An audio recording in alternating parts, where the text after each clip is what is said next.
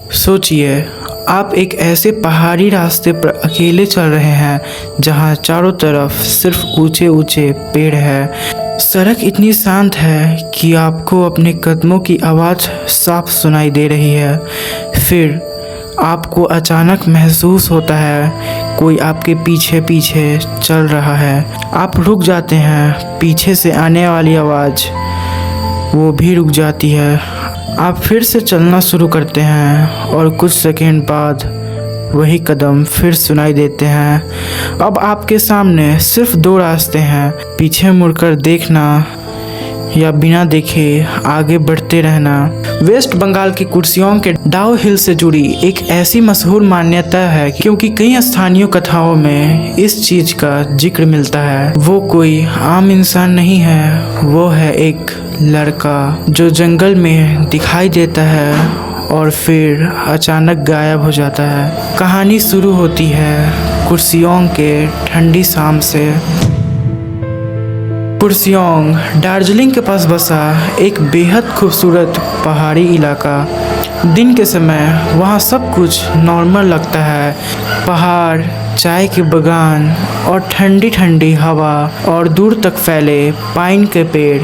वहाँ पर पाइन के पेड़ बहुत ज़्यादा पाए जाते हैं। लेकिन डाउ हिल के आसपास का इलाका, खासकर वहाँ से गुजरने वाली सड़क, काफ़ी समय से वो अपने अलग ही रेपुटेशन के लिए जाना जाता है। अगर लोकल भाषा में कहे तो डेथ रोड, क्योंकि वहाँ के लोकल लोग उसे डेथ रोड के नाम से जानते हैं। अमित कोई घोस्ट हॉन्टर नहीं था, उसे भूतों पर खास विश्वास भी नहीं था।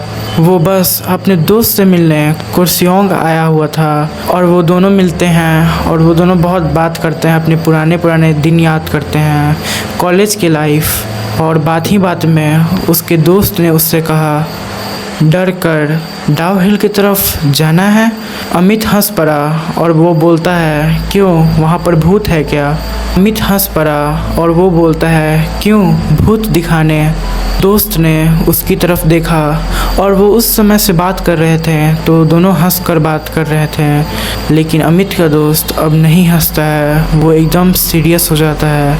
उसने बस इतना कहा, दिन में जाना लेकिन अंधेरा होने से पहले वापस आ जाना। अमित ने अपने दोस्त से पूछा, भाई तू इतना डर क्यों रहा है तू?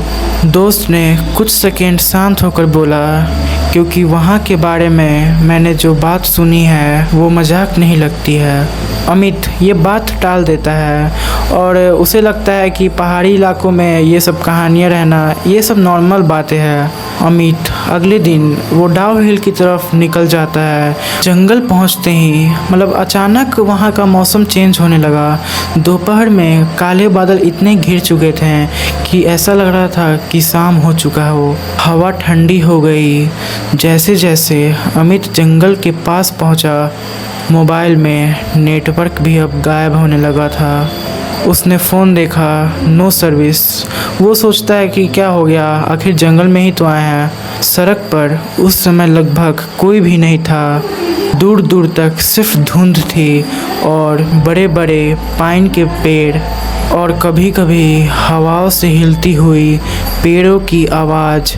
अब अमित आगे बढ़ने लगता है। कुछ ही दूर बाद उसे एक स्कूल बिल्डिंग दिखाई दिया।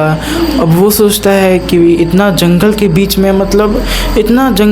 में एक स्कूल होना कोई आम बात नहीं थी, क्योंकि उसे डाउ हिल के बारे में कुछ नहीं पता था। डाउ हिल से जुड़ी लेजेंड्स में पुराने स्कूल का भी जिक्र मिलता है। स्थानीय रिपोर्ट्स के अनुसार वहाँ पर फुटप्रिंट्स और अलग अलग तरीके के आवाज़ आने का भी जिक्र है। अमित ने दूर से उस बिल्डिंग को देखा। उस समय सब कुछ शांत था, बहुत ज़्यादा शांत। फिर दूसरी, और तभी उसे ऐसा लगता है कि पेड़ के पीछे कोई खड़ा है, बहुत दूर, इंसान जैसी आकृति।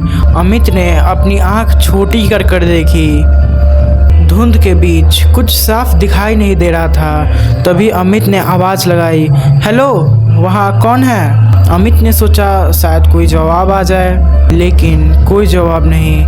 फिर अमित आगे बढ़ने लगता है। आकृति गायब हो जाती है। अमित मुस्कुराता है। अब उसे लगता है कि शायद कोई पेड़ का कोई आकृति हुआ जो मुझे दिख रहा था।